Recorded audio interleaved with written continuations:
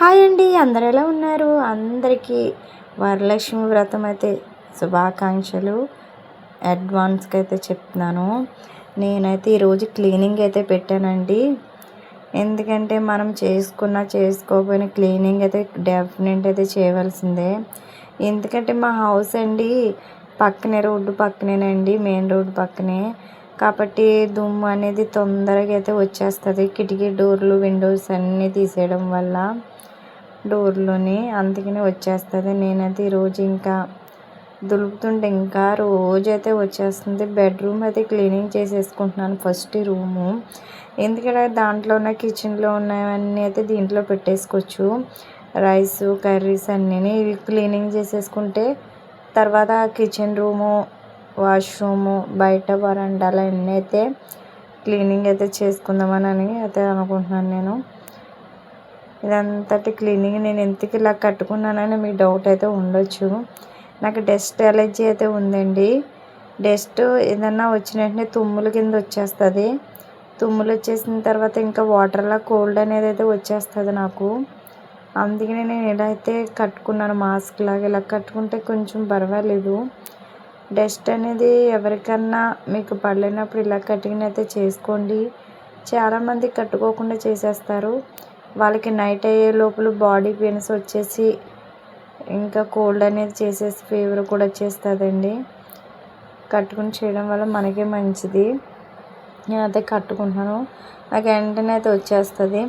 TV అనేదండి మనము cleaning చేసుకోవాలి. వెనకాల బూజులు అవి పట్టేస్తూ ఉంటాయి వైర్లకి.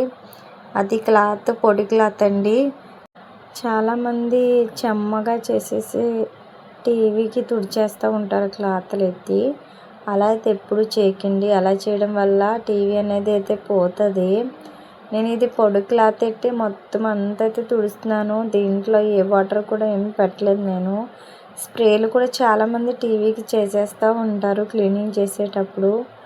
అలా చేయడం వల్ల మన టీవీ గ్లాస్ అనేది, అద్దం అనేది మబ్బు కింద వచ్చేసి టీవీ అనేది అయితే పోతుందండి.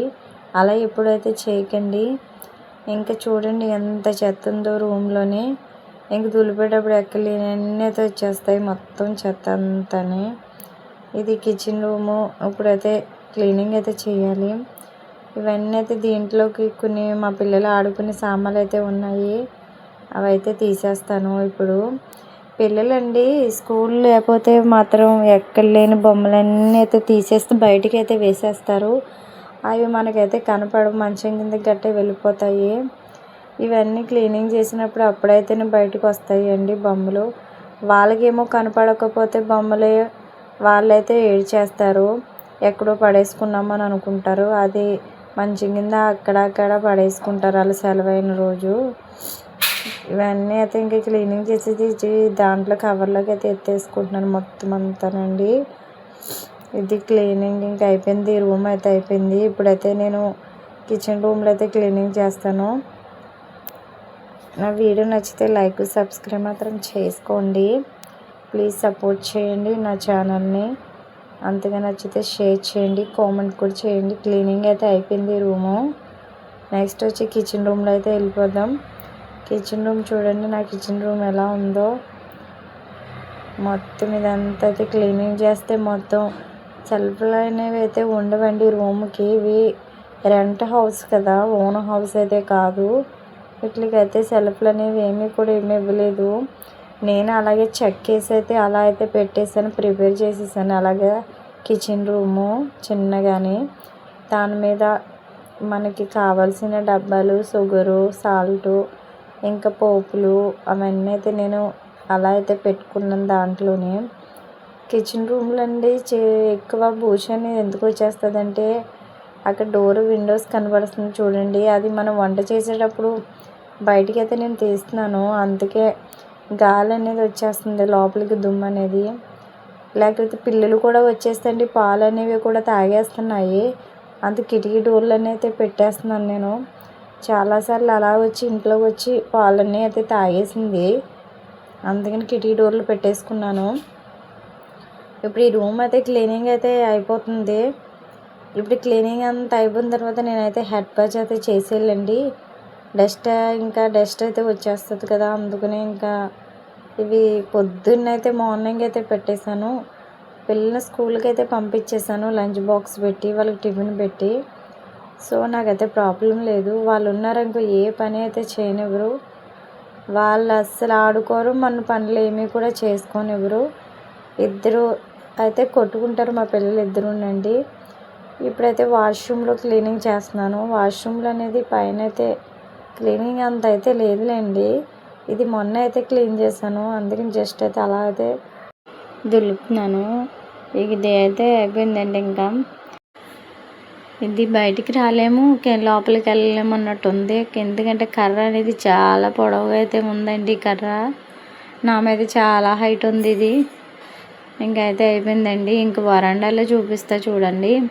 వీటికి చూడండి 1 2 3 4 లైన్గా అయితే ఉంటాయండి. ఇవి పైకి అండి పెట్టి ఇలా దులపడం వల్ల మనకి బ్యాక్ పెయిన్ పైన ఇంకా ఇది ఉంది కదండి, హెయిర్ రెండిట్లకి మధ్యన పైన బ్యాక్ సైడ్లో మనకి పెయిన్ అనేది వచ్చేస్తుందండి. మెల్ల నొప్పి పెట్టేస్తుంది. నాకైతే అలా అయితే జరిగింది. ఎప్పుడు నేను ఏదన్నా అకేషన్స్కి నేను దులుపుకునేటప్పుడు అండి చాలాసార్లు నాకైతే మెడ కంప్లైంట్ అయితే వచ్చేసింది. పైకి అలా ఎట్టి దులుపుతాం కదండి, వెనకాల బ్యాక్ పెయిన్ అయితే తల కింద అయితే పెయిన్ అయితే వచ్చేస్తుంది అండి. అలా కాకుండా మనం తల పైకి ఎట్టుకోకుండా కర్ర అనేది పెద్దగా అయితే ఉంది కదా, జస్ట్ ఎక్కడైతే మనకి చెత్త అనేది ఉందో అక్కడ పెట్టుకుని అలాగే ఇంకా తల కిందకి పెట్టుకుని అలా దులుపుకుంటూ వెళ్ళిపోతే మనకి ఈజీ అయితే అయిపోతుంది. అలాగా ఆ పనులు అయితే చేయండి. పైకెట్టి మరి అయితే దులిపేయకండి. నేనైతే జస్ట్ పైకెట్టకుండా జస్ట్ అలా అయితే దులుపుతున్నాను. ఇంకా మనకి ఇవి ఉంటాయి చూడండి, కరెంటు సంబంధించిన అట్లా కూడా చిన్న చిన్న పురుగులు అవన్నీ పట్టేసి బూజులు చెదాన్ని ఎందుకు పట్టేసి ఉన్నాయంటే, మనకి ఇప్పుడు వర్షాకాలం కదండి. వర్షాకాలంలో పురుగులు అనేది ఎక్కువైతే వచ్చేస్తాయి ప్రతి ఒక్క ఇంట్లోనే. నైట్ ఫుల్గా వర్షం వస్తే మాత్రం డే ఏమో ఎండ కాసిందనుకోండి, నైట్ అనేది పురుగులు అయితే వచ్చేస్తాయి. సో కాబట్టి మనం ఏం చేయాలంటే, మనం ఆ రోజు నైట్ అయితే మనకి ఎక్కువ పురుగులు అనేది వచ్చేస్తాయి కాబట్టి లైట్లు అయితే వేసుకోకూడదు. ఇవి దులుపుకుంటున్నాం కదా, మనకి మళ్ళీ లైట్లు వేసేసుకున్నాం అనుకోండి నైట్ అనేది, ఇంకా మనం దులిపిన ప్రయోజనం ఉండదు. ఎందుకంటే ఆ బుడ్డి దగ్గరికి అది ఉంది కదండి, లైట్ దగ్గరికి మొత్తం పురుగులన్నీ అయితే వచ్చేస్తాయి. వచ్చేసినాక మళ్ళీ దాన్ని అయితే పురుగులన్నీ అయితే ఉండిపోతుంది. లైట్లు వేయకండి మనం దులిపిన రోజు.